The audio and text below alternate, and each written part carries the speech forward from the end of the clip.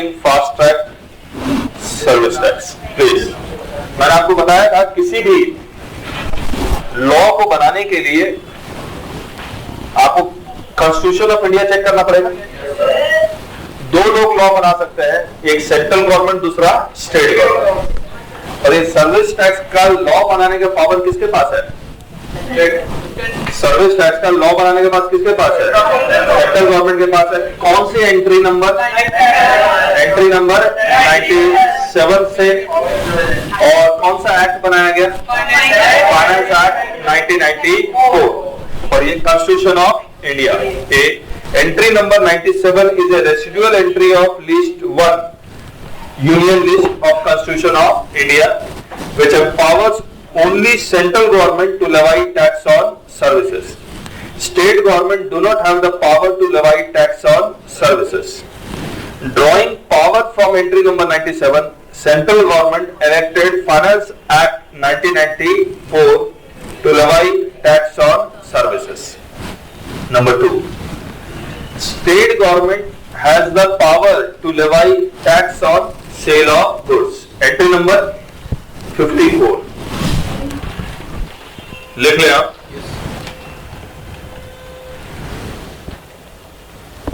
Entry number 54 of list 2।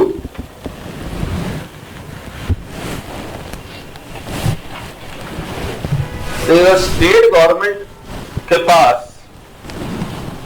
किस चीज का पावर है? To levy tax on sale of goods. Sale किस कहां डिफाइंड है? सेल कहां डिफाइंड है? सेल्स ऑफ गुड्स एक्ट 1930 में डिफाइंड है।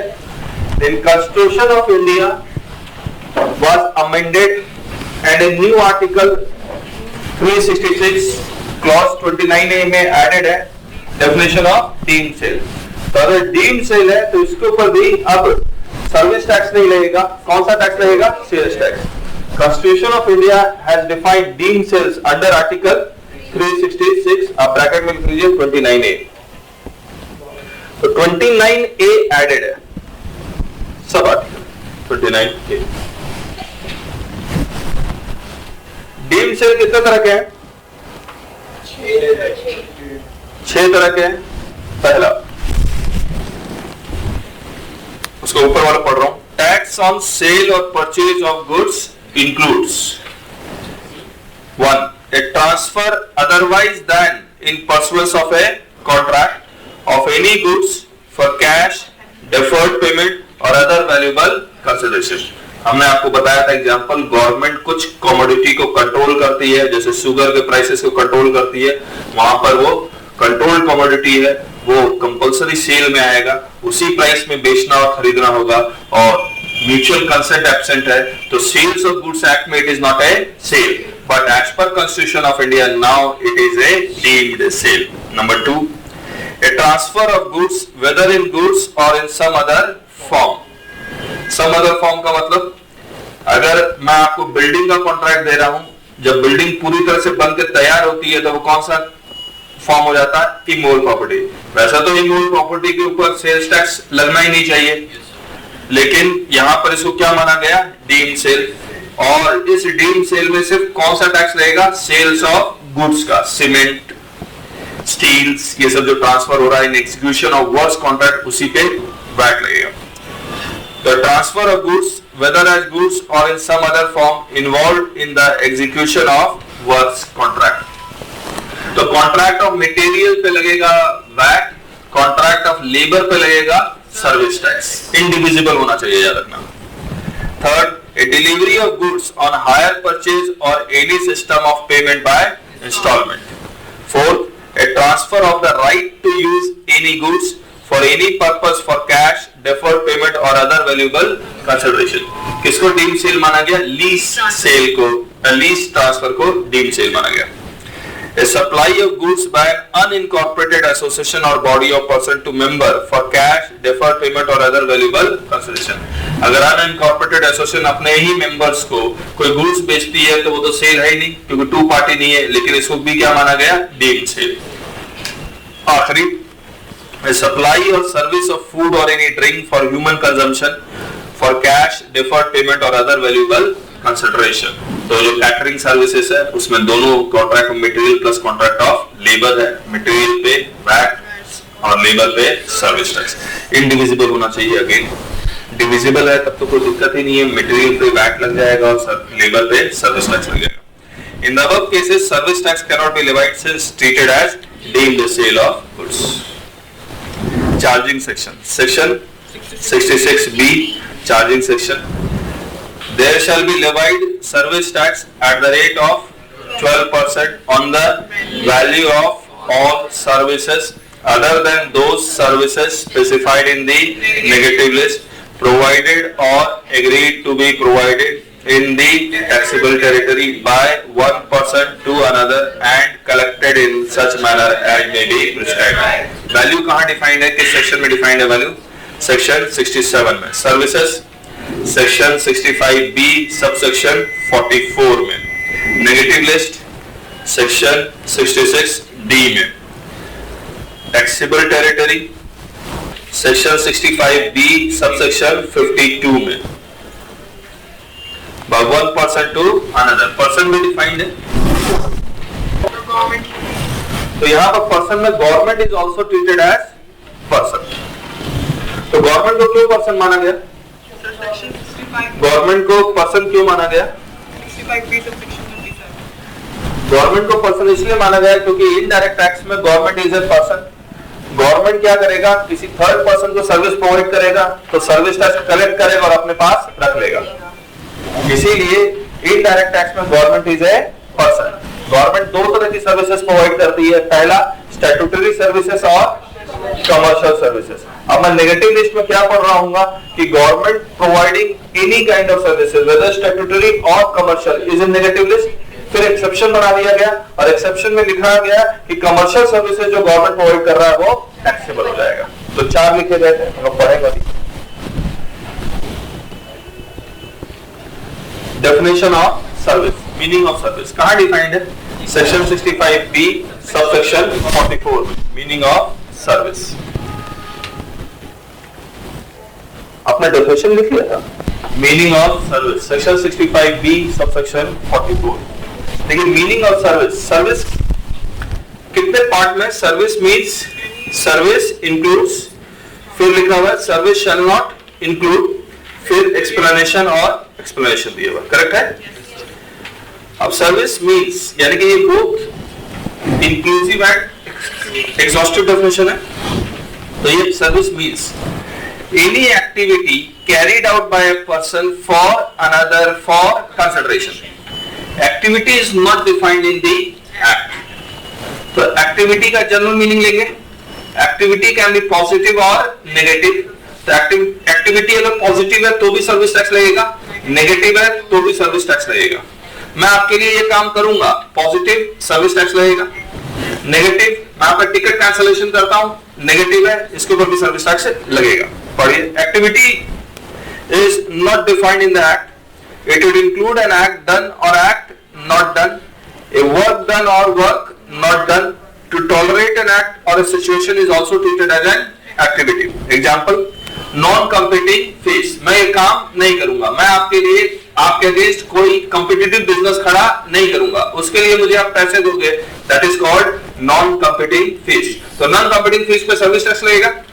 नॉन कॉम्पिटिटिव फीस जिसको मिलेगा it is chargeable under the head PGBP, profits and gains from business and profession.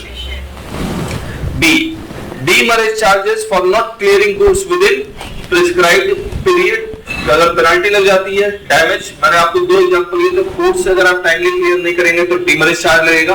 Container अगर आप टाइमली वापस नहीं लौटाएंगे तो डीमैरेज चार्ज लगेगा। बिल्डिंग अगर आपको किराए पे देगी, आप उसे तोड़ के देंगे तो वो डीमैरेज चार्ज मांगता है, उसके ऊपर भी सर्विस टैक्स लगेगा। लेकिन अगर नेचुरल कॉजेस के कारण अगर बिल्डिंग डिस्ट्रॉय होती है तो उसके ऊपर सर्विस टैक्स नहीं लगेगा। ये सारा कुछ वहां भी पढ़ा था, rule 6(1)/62। Late delivery charges contract में लिखा होता है कि अगर मैं गुड्स आपको लेट डिलीवरी करूंगा तो आप चार्जेस दूंगा, उसके ऊपर सर्विस टैक्स लगेगा।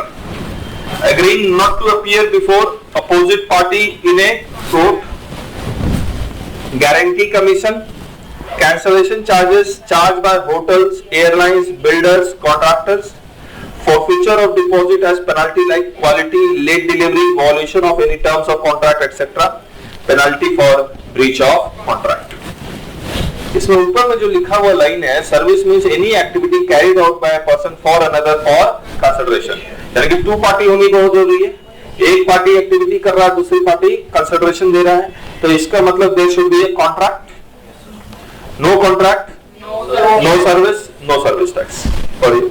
The concept activity for a consideration involves an element of contractual relationship wherein the person doing an activity does so at the desire of the person for whom the activity is done in exchange for a consideration. No contract, no activity, no service tax. Example, provision for free tourism information, service tax से नहीं लगेगा because there is no consideration. Access to free channels on TV and इसके ऊपर भी service tax नहीं लगेगा क्योंकि no consideration. And a large number of governmental activities for citizens are some of the examples of activities without consideration. मैंने एक example और लिया था कि आप रोड पे साइड पे खड़े होकर गिटार बजा रहे हैं और out of compassion, out of love आप उसमें 2 रुपए डालते हो उसके बॉल में, again no contract, no service tax, क्योंकि दूसरा पर्सन ने नहीं कहा है गिटार बजाने के लिए, there is no contract, promisor और प्रोमिसी का. सर्विस इंक्लूड्स डिक्लेयर्ड सर्विस, आपके सिलेबस का हिस्सा नहीं है. Service shall not include an activity which constitutes, अब A के 3 पार्ट है, 1, 2 and 3.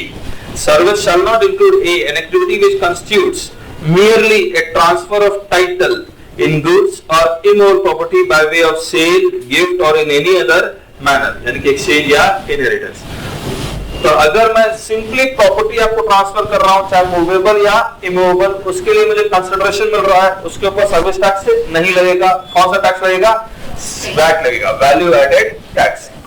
और लेकिन अगर कोई एजेंट बीच में आ जाता है और ये हमारी ट्रांजैक्शन को कंप्लाई करवाने के लिए करवाता है, तो ये प्रॉपर्टी डीलर हो या कोई एजेंट जिसमें वो कमीशन मांगता है, तो उसके ऊपर सर्विस टैक्स लगेगा unless exempted. Similarly, such transfer, delivery or supply of goods which is deemed to be a sale within the meaning of Article 366, Sub-Article 29A of the Constitution of India, तो deemed sale के ऊपर भी service tax नहीं लगेगा. Merely a transaction in money or exchangeable claim, पैसे के बदले पैसे के ऊपर सर्विस टैक्स नहीं लगेगा. तो अगर आपने बैंक में फिक्स डिपॉजिट करवाया है, बैंक आपको इंटरेस्ट देता है, उसके ऊपर सर्विस टैक्स नहीं लगेगा. आप बैंक से लोन लेते हैं, बैंक को आप इंटरेस्ट देता है, उसके ऊपर सर्विस टैक्स नहीं लगेगा. लेकिन अगर आप बैंक से लोन ले रहे हैं, कोई प्रोसेसिंग चार्ज है, कोई लीगल चार्जेस है, तो उस लोन एग्रीमेंट का जो चार्जेस है उसके लिए जो इंटरेस्ट एलिमेंट कंस्टिट्यूट नहीं करता, तो उसके ऊपर सर्विस टैक्स लगेगा. अगर मैं डॉलर के बदले रुपया लेता हूं, रुपए के बदले डॉलर लेता हूं, तो उसके ऊपर सर्विस टैक्स नहीं लगेगा. लेकिन यहाँ पर एक्सप्लेनेशन 2 में लिखा हुआ है कि sale and purchase of foreign currency the commission is inbuilt in that, तो उसके ऊपर सर्विस टैक्स लगेगा. लेकिन आपको नेगेटिव लिस्ट में हमने पढ़ा था, बैंक इंटर बैंक अगर फॉरेन एक्सचेंज ट्रांजैक्शन करता है तो it is a negative list, तो सर्विस टैक्स नहीं लगेगा. Transaction explanation 2. Transaction in money shall not include any activity relating to the use of money or its conversion by cash or by any other mode from one currency to same currency or any other currency, or from large denomination to small denomination, but for this separate consideration is charged, then it shall not be regarded as transaction only in money. अगर अलग से कोई पैसा लिया जा रहा है तो वो नहीं माना जाएगा ट्रांजैक्शन ओनली इन मनी. तो इसमें 3 वर्ड ओनली जो मैं आपको शुरुआत में भी बता रहा था, मोस्ट इंपॉर्टेंट है. That separate consideration is treated as commission and shall be subjected to service tax. B, the provision of service by an employee to the employer in the course of और in relation to his employment. तो employee को जो job दिया गया है, जो contract of employment में, अगर उसी के अकॉर्डिंग एम्प्लॉय अगर अपने एम्प्लॉय को कोई सर्विस प्रोवाइड कर रहा है, तो तो उसके ऊपर सर्विस टैक्स नहीं लगेगा। लेकिन एम्प्लॉय कोई एक्स्ट्रा काम कर रहा है तो which is outside the course of employment, then it will be subjected to service tax. C. Fees taken in any court or tribunal established under any law. तो कोर्ट फीस दे रहे हैं, tribunal में fees दे रहे हैं, तो उसके ऊपर service tax नहीं लगता। Explanation. Foreigners are also not treated as service, hence no service tax is levied. The functions performed by members of parliament. Again, members of parliament और गवर्नमेंट में एम्प्लॉय-एम्प्लॉय का रिलेशनशिप नहीं होता, तो ऊपर वाले में कवर नहीं होता है, इसलिए उनके लिए अलग से एक्सप्लेनेशन बनाना पड़ा कि अगर members of parliament, members of state legislative, members of panchayats, members of municipalities and members of other local authorities who receive any consideration in performing the functions of that office as such a member. मतलब ये chartered accountant MP बन गया तो MP के seat में MP में जो functions perform करता है उसके ऊपर सर्विस टैक्स नहीं लगेगा, लेकिन वो साथ में ऑडिट भी कर रहा है, then it will be subjected to service tax. तो मैंने बोल्ड कर दिया performing the functions of that office as such member not subjected to service tax, but if he is performing some extra services which is outside that chair, then it is subjected to service. The duties performed by any person who holds any post in pursuance of the provisions of the constitution in that capacity. The president no service tax, judges of supreme court constitutional post hai no service tax, chief election commissioner no service tax, CEC Chief Election Commissioner, CAG Controller and Auditor General of India, वो सारा constitutional post है, not subjected to service tax. Now, the duties performed by any person as a chairperson or a member or a director in a body established by the central government or state governments or local authority and who is not deemed as an employee before the commencement of this. तो सेबी का chairman, inquiry committee government बैठाती है तो उसको chairman appoint करते हैं। They are not constitutional post but these posts are created by the government. Again they are performing the services but not subjected to service tax. Explanation 3, मैंने आपको बताया था एक सैटरडे क्लब केस हुआ था, आप अपने आप को कोई सर्विसेज प्रोवाइड नहीं कर सकते, तो उसका 2 एक्सेप्शन बनाया गया। पढ़िए, an unincorporated association or a body of persons and a member thereof shall be treated as distinct person। तो जैसे ही unincorporated association और member को आप distinct person मानेंगे तो unincorporated association अपने ही members को कोई सर्विस प्रोवाइड करेगा तो सर्विस टैक्स से लगेगा। D, an establishment of a person in the taxable territory and any of his other establishment in a non-taxable territory shall be treated as an establishment of distinct person. Head office outside India है, branch office in India है, head office branch office को service provide करता है, treated as distinct person, subjected to levy. Jammu and Kashmir में head office है, दिल्ली में branch office है, ये सर्विस प्रोवाइड कर रहा है टैक्स नॉन टैक्सेबल टेरिटरी से taxable territory, it will be subjected to service tax. लेकिन अगर जयपुर में हेड ऑफिस है, दिल्ली में ब्रांच ऑफिस है, ये दोनों आपस में सर्विस प्रोवाइड कर रहे हैं, it is not subjected to service tax.